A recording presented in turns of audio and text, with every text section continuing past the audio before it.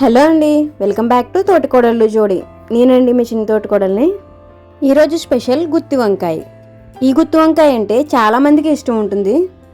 కానీ గుత్తి వంకాయ వండాలంటే కాస్త ఎక్కువ టైం పడుతుంది అని చెప్పి అనుకుంటారు. అలా కాకుండా చాలా సింపుల్ ప్రాసెస్లో చాలా టేస్టీగా మన ఇంట్లో కూడా చేసుకోవచ్చండి.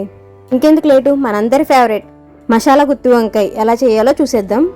ముందుగా వంకాయలో స్టఫింగ్ కోసం స్టవ్ పైన ప్యాన్ పెట్టుకుని 1 టేబుల్ స్పూన్ వేరుశనగుళ్ళు వేసుకుని గోల్డెన్ కలర్ వచ్చే వరకు ఫ్రై చేసుకోవాలి.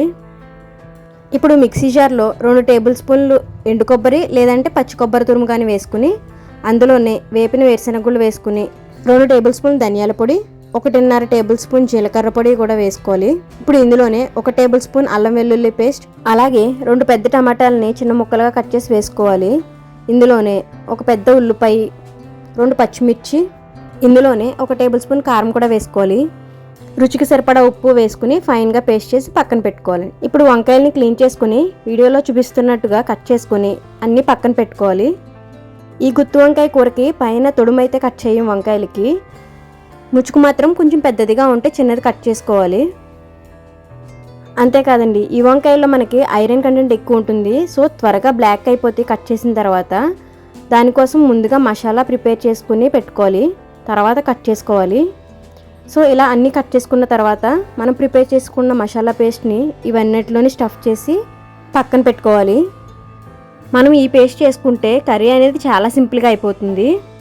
సో ఇలా అన్నీ స్టఫింగ్ చేసుకున్న తర్వాత స్టవ్ పైన ప్యాన్ పెట్టుకుని కొంచెం ఆయిల్ వేసుకుని 2 యాలకులు, 2 లవంగం మొగ్గలు, 1 ఇంచు దాల్చిన చెక్క, 1 బిర్యానీ ఆకు వేసుకుని ఇందులోనే 1 పచ్చిమిర్చి కూడా కట్ చేసి వేసుకోవాలి.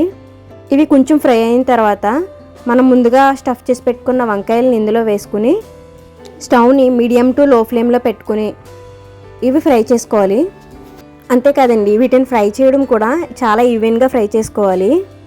అంటే గరిటతో తిప్పకుండా అలా వదిలేస్తే ఒకవైపే బాగా ఫ్రై అయిపోతుంది. సో అలా చేసుకున్నా కానీ మనకి కర్రీ అనేది టేస్ట్ ఉండదు.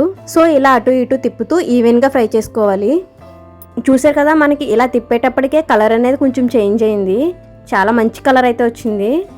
మనం ఈ వంకాయల్ని అట్లీస్ట్ ఒక 5 మినిట్స్ అటు ఇటు తిప్పుతూ ఫ్రై చేస్తే కర్రీ అనేది గోల్డెన్ కలర్లో వస్తుంది. సో ఈ స్టేజ్ వచ్చిన తర్వాత మనం స్టఫ్ చేయగా మిగిలిన పేస్ట్ ఉంటుంది కదండి, అది గ్రేవీ మొత్తం కూడా ఇందులో వేసేసి ఫ్రై చేసుకోవాలి. ఇక్కడ ఈ మిగిలిన గ్రేవీని ముందుగానే వేసి మనం ఫ్రై చేసామంటే గ్రేవీ అనేది ఫ్రై అయిపోతుంది. వంకాయ అంత బాగా ఫ్రై అవ్వదండి. అలా వేస్తే మనకి వంకాయ అనేది మగ్గుతుంది కానీ ఫ్రై అవ్వదు. ఈ ఫ్రై అయ్యింది టేస్ట్ అయితే చాలా సూపర్గా ఉంటుంది. సో ఒక్కసారి మీరు కూడా ఇలా ట్రై చేయండి.